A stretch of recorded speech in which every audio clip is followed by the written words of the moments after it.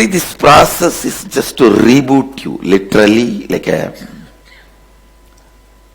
ultimately, many of your incompletions cannot be completed just by reliving. I just have to pull you out of your body and push it inside. Then much of it will be died. Much of it will become irrelevant. You won't die, don't worry. Only the identity I will be pulling it out. See, there are 4 things centered on you.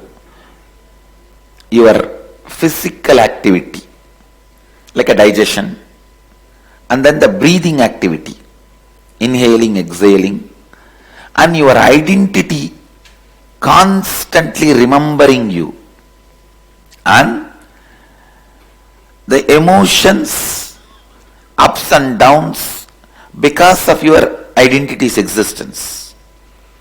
Leaving the physical and breathing activity, the other 2 I will just pull it out and insert it again. That is what is the whole process. The identity you feel will be disconnected. The continuity will be disconnected. So, when the continuity is disconnected, suddenly much of your incompletions will become irrelevant. Actually, if you are carrying, for example, I am saying, if you are carrying 100 powerful incompletions, around 70 of them, I can say minimum 70, sometimes even 80 of them, are no more relevant to your life. Only the remaining 20 is relevant to your life. Only those 20 people, the incompletions related to that 20, or the fear situations related to that 20, even as a possibility for recurrence.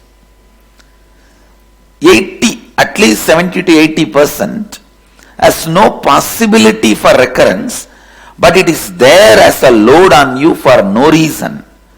So now this rebooting, suddenly that 80 will become irrelevant to you. It is equivalent to one death you will go through. Please understand. One of the greatest advantage of death is many irrelevant incompletions will be just taken off from you.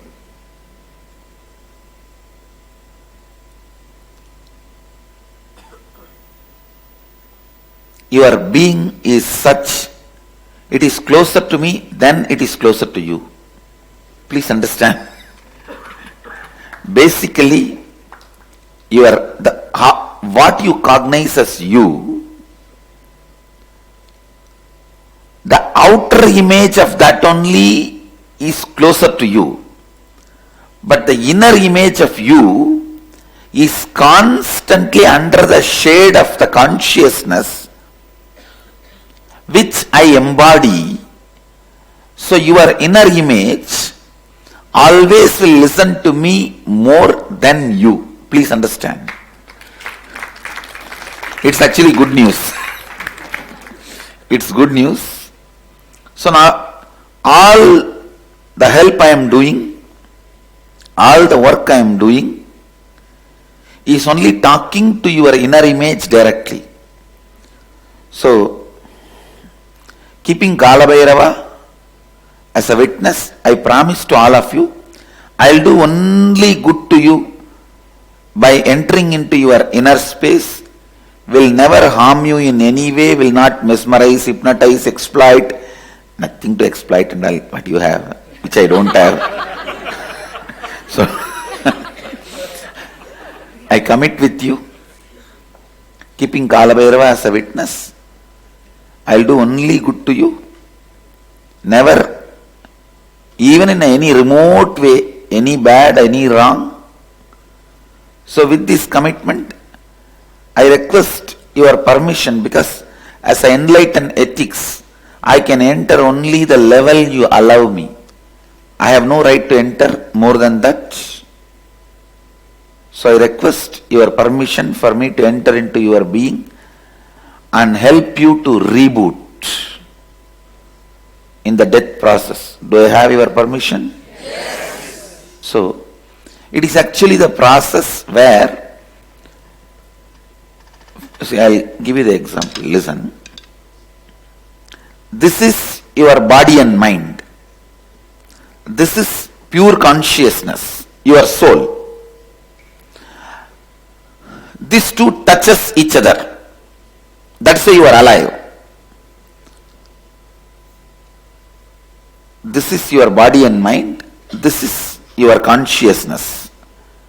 See, the end of your body and mind is your senses. Your eyes, tongue, the reproductive organ, and the ears, and all the five senses. End of this is super consciousness, God, Paramatma. The end of this, your body mind, is muscle memory. End of this is biomemory. That is where the Chit Jada Grandhi happens. Listen, Chit Jada Grandhi means consciousness and matter touching each other. You are actually a combination of physical matter and superconsciousness.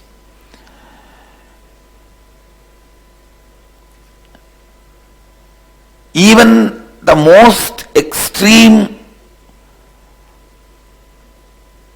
the physical component of you, like your skin, just by touching it and slowly going into it subtly, it can reach to God. You can reach to God itself. That is what is Tantra actually. Tantra is actually nothing.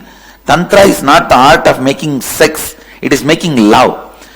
Just by the touch of the skin, if you make it a subtle, for example, I am using my finger and touching this part.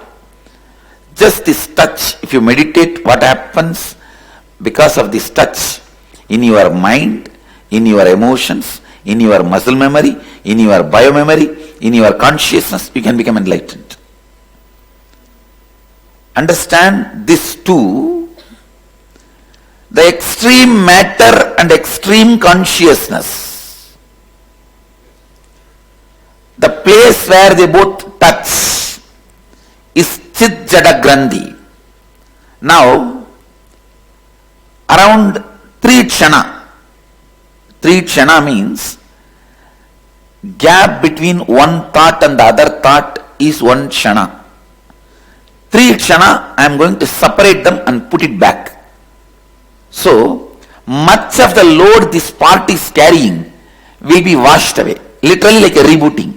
Your computer, if your computer hangs, how you reboot? The same thing. How you reboot? The same thing. Much of the load will be burnt without even knowing what all the loads you lost. See, much of the loads you have, you won't even remember them anymore. You will not even remember them. You don't even have to think, remember, complete. Suddenly you will see, just so much is lost.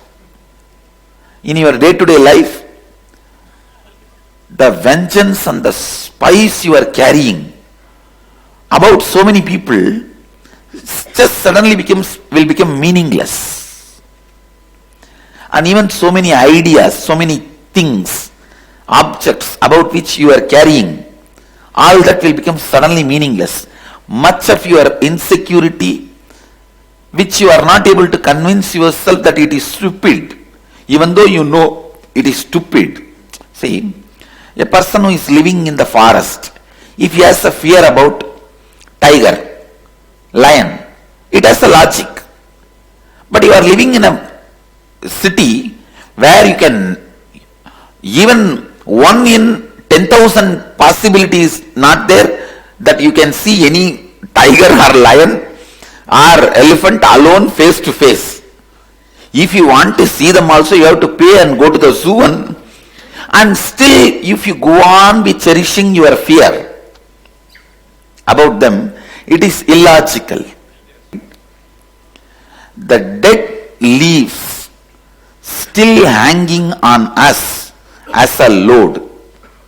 This whole process is just to shake you. All the dead leaves fall, the dead branches fall, the new leaf and new branch, the new possibility happens. So all of you finished penning down the fear and death fear patterns? Ready to relieve them? We can start the process.